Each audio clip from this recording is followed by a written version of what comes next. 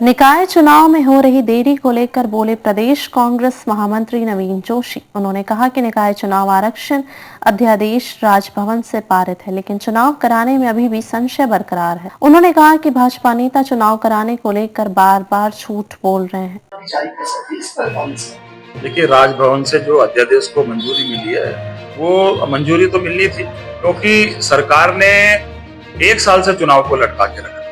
अगर सरकार चाहती तो 1 साल पहले इसमें जैसे प्रवर समिति का गठन किया और ये जो प्रस्ताव राजभवन को भेजा था, विधेयक को हरी झंडी राजभवन से अब मिली है, तो सरकार की उदासीनता है। 1 साल पहले चुनाव होना चाहिए था। पूरे प्रदेश के लोग, जनमानस आज त्रस्त है। प्रदेश के अंदर कोई भी ऐसा काम नहीं हो रहा जिसको कि हम कहें कि सरकार ने ये काम किया है, और इन्होंने कोई काम ऐसा नहीं किया जिनको भाजपा की हम उपलब्धि बता सके।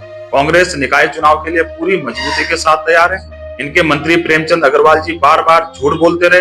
राज्य की जनता इस बात को संज्ञान में रखेगी। इन्होंने कहा था कि 25 दिसंबर तक हम चुनाव करा देंगे, जो अंतिम बार कोर्ट को बोला था। पहली बार तो इन्होंने बोला था कि हम समय पे चुनाव कराएंगे, फिर 6 महीने का कार्यकाल बढ़ा दिया, फिर 3 महीने का कार्यकाल बढ़ा दिया, फिर प्रशासकों का कार्यकाल अनिश्चित काल के लिए बढ़ा दिया। आज राजभवन से इस विधेयक को मंजूरी मिली है, तो मैं समझता हूँ कि चुनाव होने चाहिए, लेकिन राज्य सरकार की मंशा अभी भी चुनाव कराने की नहीं है।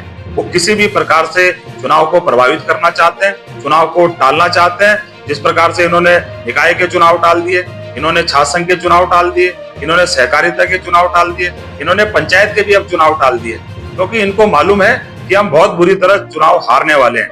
अब जिस दिन भी घोषणा होगी, हम घोषणा का इंतजार कर रहे हैं। कांग्रेस पूरी मजबूती के साथ तैयार है और राज्य में कांग्रेस का परचम लहराएगा और भारतीय जनता पार्टी की हार निश्चित है।